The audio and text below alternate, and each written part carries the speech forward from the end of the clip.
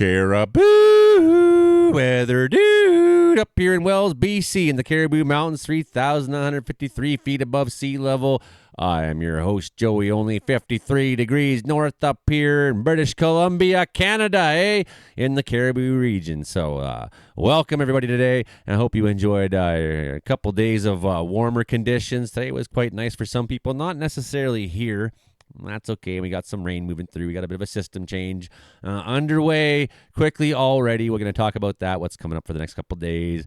It might be a while before we're warm again, but we'll explain all the details. Okay, let's go. There it is. This is bad news. My God. Falling out right now. Anything can happen. Get on! Wow. I'll watch the video later. Ain't try mopping this. If you wouldn't mind, hit like, share, subscribe so that I can thrive, my friends. Ring that bell for notifications. What do we have for weather advisories in Canada today? Not much. Air quality statement up in the Burns Lake. Some snowfall up there in White Pass area. Dempster Highway's got snowfall warning. Blizzard up there in Cambridge Bay area, Resolute, whatnot, areas like that. Had some rainfall expected on that east shore of Thunder Bay of Lake Superior, but that seems to be over. We got just fog advisories there right now. Special weather statement for potential for heavy rain and thunderstorms in Ontario tonight. That central section there. Where warm fronts expected to affect portions of the area. Rainfall warnings may be required as you get into the night, so be aware of that this weekend, my friends. And then special weather statement there, 15 centimeters of snow up there for Gross Moor, Green Bay, White Bay, and the Bay, Great Northern Peninsula of Exploits. The Bay of Exploits, don't forget that, 15 centimeters in that area. Gusty wind Sunday evening until Monday afternoon for you. Following rain or drizzle during the day on Easter Sunday, precipitation could transition to a prolonged period of accumulating wet snowfall by Sunday evening. Snow may be heavy at times, but that's got nothing to do with us here in British Columbia. Let's get on with the other details. Reported temperatures right now. So it's nice somewhere, just not here in Wells. Pretty good this afternoon. We're coming up towards 4 o'clock in the afternoon at this point. We got, well, look at that. Kamloops reporting 23 down there in Lytton, 23, 20 in Williams Lake. So they did. Even Quesnel topped out at 20. So that's good. Prince George, 15.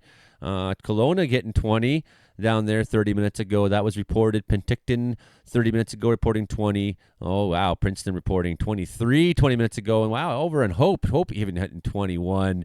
And then some of the areas around the lower mainland, Vancouver Island, hovering around. Maybe someone hit 20 at some point today. We didn't see that. Trail sitting at 20 as well. Castlegar at 20, I should say.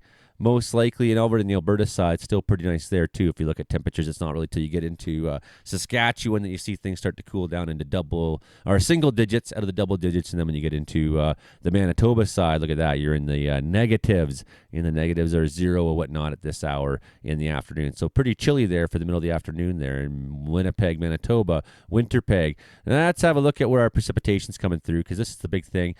It's not expecting any thunderstorm developments, I don't think, with this. Like, I've been kind of looking, this shortwave bend seems to be a good indicator. The heat seems to be a good indicator. The dry air in the inland seems to be an indicator. I just think the timing isn't there that we're getting past peak point of the day, I think, when this energy moves on through. So you got a little bit of precip in the Caribou, and that starts to really more settle in and develop over the night. Everything sort of stacks up here, and then suddenly look at that, down the Caribous, down the Rockies, some pretty heavy snowfall totals. We're going to zoom in on this in a second here and where we watch it, because this is the short range model, which means it's got really high characteristics for definition, which means it'll look into the valley bottoms and things like that with temperature and whatnot and with snowfall rates, and we'll give it a much more accurate picture. But you can kind of see how by Saturday 9 a.m. that's making its way down to the Kootenays. In the high country, the Kootenays probably getting some snow, rain on the Alberta side, except for in the Rocky Mountains proper. So the foothill areas there to the west of Calgary. And then kind of clearing out. I mean, not miserable for temperatures on Saturday, 11s, 12s. It's not terrible, it's not terrible, but we certainly are kind of out of that quick warm pattern we found ourselves in here. And that's unfortunate, because I really like that quick warm pattern. Sunday morning into the early morning, seeing a little bit of precip still, maybe in Thompson area, maybe through the Monashees, maybe a little bit up in the Caribous. If you look out towards Bella Coola, Bella in the Tweedsmuir there, some snow up through that area and whatnot. But overall, we're seeing nothing too major for anybody who lives down in lower country probably. But yeah, mixed weekend, variable weather. So, it's thinking somewhere around 6 p.m. Showers are still developing there in the Caribou, Prince George, and just look how it works its way down the mountains. You can see how the snowfall totals really stick to the high country here. For example, you have these mountains here. Look where the snowfall totals go. Look where the precip total goes. So you may have rain in the lower country, snow up in that high country. I find this model is really good for showing you what's what, and we'll be using this more for short-term things in the future like this. Better definition for sure. Appreciate it. But often we're looking kind of long term out, and I find the ECMWF is pretty good for that. I appreciate it more than the GFS model. But this is a Canadian model HRDPS, and only goes till Sunday morning. So it's good for 48 hours basically, but it really gives you a more accurate picture, and you can see into the mountains and the Kootenays, just some flurries and whatnot, ridgetop snow, things like that. Severe potential weather is firing down there, Texas on up to areas to the northeast of them. Low pressure really digging in there. Up towards the Arctic, you can tell where some of the blizzard warnings and whatnot have been up there. See those tight isobars? That indicates tight winds. Strong storm out there in Atlantic Canada. High pressure settling into Ontario by the time you get into Sunday afternoon, so nicer weather for you. Not too bad for the prairies necessarily in terms of precip. Look at that, really, really strong severe storms kicking off early in the morning, going on down there. That low, really, really dangerous looking setup for Oklahoma, Missouri, Arkansas, Kansas, all those areas down there that could be in the crosshairs of that storm. Back up to in the afternoon in BC on Sunday, widespread precip scattered around, kind of gross. Not major, but it seems like a lot of areas on Sunday may be taking just sort of this general bland, shitty, crappy day on Sunday. We'll have a really accurate picture, I think, for you tomorrow in terms of what's going on. Maybe seeing snow developing on Sunday night more, especially in the high country again, right? What are we looking at for temperatures actually on Sunday? How much does it cool down at night? Does it get down enough that we see snow? We could see some snow in the valley bottoms actually. Okay, I stand corrected. So maybe going to see a little bit of snow in the valley bottoms even on Sunday, especially, look at this. Well, what areas are we talking in here? We'll go to the 2D model so that we can get a better accurate. So down Tulameen area, Hope, Highway 3, those are areas that could be seeing snow into Monday morning, especially up through Nakusp, up through Revelstoke, up over the mountain passes, into the Rockies, areas like that. We're talking about maybe not heavy snow, but in the Alberta side, that looks like some pretty good signals for heavier snow.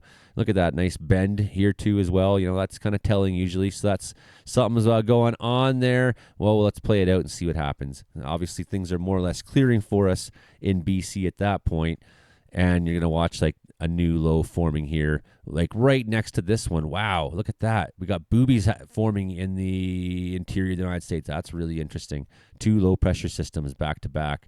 And look at that line of thunderstorms. Ontario going to get just soaked, swamped on Monday. So big storm day coming for you. Probably going to be some lightning in some of that. Definitely some heavy rains at times. And then our precip in BC starting to work its way out in southern BC in the Rocky Mountains and whatnot, areas down to Cranbrook and Kootenays on Monday evening.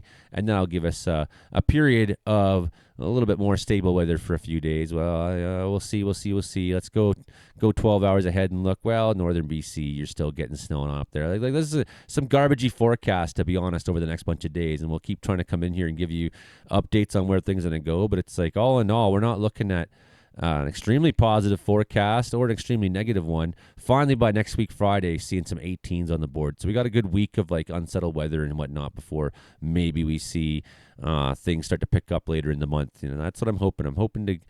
I'd like to see a little bit of warm weather for myself personally. That looks nice. So can we wait out a week? May have to wait another week before we're into really nice weather. Yeah, that's the unfortunate part. Okay, well, what's Avalanche Canada saying right now? So we're just going through this melt, freeze kind of pattern right now. We're coming back into freeze in the high country where the snow is, right? So we're not losing our snow very fast here in Wells, despite the fact we've had a bunch of days above zero. It's every night it gets cool enough that everything freezes. And the snow is settled more and more over time under its own weight, so it's compact. And when it freezes, it's a lot more dense. It takes longer for it to thaw out. So it takes a while for spring snow to thaw out. It's this next week we're gonna have some down weather again. It's gonna delay the melting of our snowpack, so that's good news actually in a lot of ways. That's what we want up on the mountaintops where lightning tends to hit and things like that, is more snow up there. So Wendy Lewis, an Avalanche forecaster there, says on Monday the 14th, spring snowpack dynamics can be tricky. It's not like any other time of year. One of the keys to managing the changeable nature of spring is to understand the difference between two common spring scenarios: melt, freeze, and all melt, no freeze. All right, so let's look at these two things there. Daytime temperatures will rise. The snow surface melts and softens. Overnight, though, temperatures drop. The melted snow refreezes. The cycle of thawing and refreezing is known as spring diurnal cycle. Diurnal is kind of like, the sun cycle of the day. The sun comes up and goes. That's the diurnal cycle.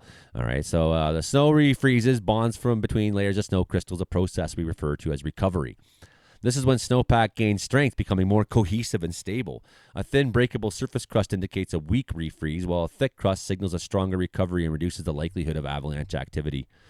Look at this guy here. Look at the two different layers in this snow. It's a really good idea. The stratigraphy of the snow is like one layer, freeze layer, and secondary layer there on the bottom, right? So thick melt freeze crust can make it more difficult to trigger avalanches on deep layers in the snowpack. Look at how solid that is, how solid that bottom crust is. As daytime temperatures or the sun warms the snowpack, the crust and surface begins to soften. Loose, wet avalanches and wet slab avalanches become more likely as the crust softens and surface snow loses cohesion. Over time, repeated melt-freeze cycles create corn snow, where the snowpack remains supportive and a soft surface offers fantastic riding conditions. Oh, yeah, when it's like a kind of crystally, right? Then there's the all-melt, no-freeze. So daytime temperatures rise, but the snowpack does not freeze at night. Right, so this occurs when freezing levels remain high. Cloud cover traps heat, or rain continues to melt the snowpack. Whatever drives it, the snowpack stays in a weak state without a chance to recover at all. So it's just melting. That's all it's doing. When temperatures rise the next day, the snowpack's destabilized much faster because it's already fragile. Then conditions persist. Heat and melt penetrate deeper in the snowpack, and avalanches on deeper, persistent, weak layers become more likely. Was it a great blog, eh? So the snowpack becomes isothermal when all layers reach 0 Celsius. Isothermal snow is weak with no structure to hold it together. This is when avalanche danger is at the highest and large destructive avalanches are expected. So managing the spring. Avalanche danger is typically low when the snowpack's frozen. It rises as the warming and the sun affect the snowpack. So in the high afternoon, the snow is more likely to move, is what they're saying here. So danger readings can go high over just a matter of a couple hours from very, very, very stable. The snowpack that's frozen presents a window of opportunity to cross large consequential slopes before they're affected by daytime warming. So you can cross things in the morning that you can't cross in the afternoon, right? Traveling on thick, hard crust means avalanches are unlikely, but can create slippery and challenging travel conditions. As the warming occurs and snow softens, the risk of wet avalanches increases. So step back into conservative terrain as warming affects the snowpack, especially in the day or during warm periods. Factor in overhead hazards as the heat builds. Start and finish your day early to take advantage of the more stable conditions before danger rises. So we get into a bit of a frozen period here for the next little while. There are going to be some stable conditions up there if you want to play in the mountains at times. Just wait it out. It's coming a couple days from now, especially. If temperatures rise higher than the snowpack has previously been exposed to, melting penetrates deeper in the snowpack. The big thing will be how much extra snow do we put on top. So I say it could be better. It depends on if one of these areas down here that's getting snow over the next bunch of days gets a lot, 20 or 30 centimeters, well then I'm standing corrected because that could easily slide off. Right, but say if there's not a whole lot of new snow, the cooler temperatures in your areas will make a difference. So check your local forecast, check Avalanche Canada, and make your decisions accordingly. If temperatures rise higher than snowpack's been exposed to, melting penetrates deeper. This disrupts the diurnal freeze-thaw cycle, potentially triggering avalanches. So all melt, no freeze conditions are more uncertain. Danger ratings rise and remain elevated.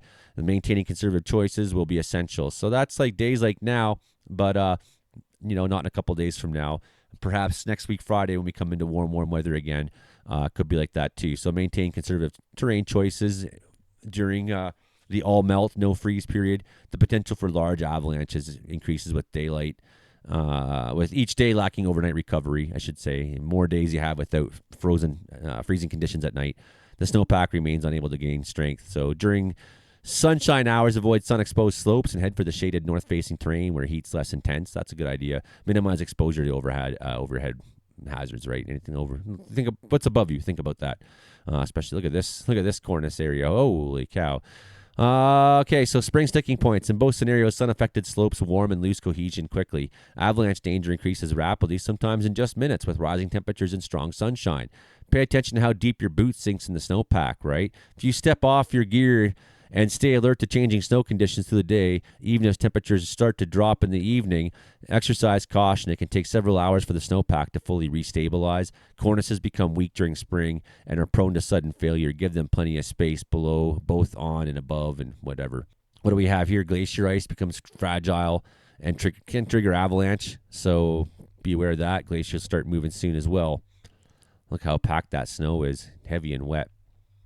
The bottom line, both scenarios carry avalanche risks. All melt, no freeze. Conditions are generally more dangerous without any overnight refreeze. So, we're going to come into some better conditions that are right now in BC. And if we just head over to Avalanche's forecast for your weekend, anybody who's just thinking about going out in the mountains and doing stuff on your sleds, keep in mind caribous are still considered considerable danger at the high elevations. Mostly still dangerous at the high elevations, again down in other mountainous areas, even out towards Field and Lake Louise and Banff size.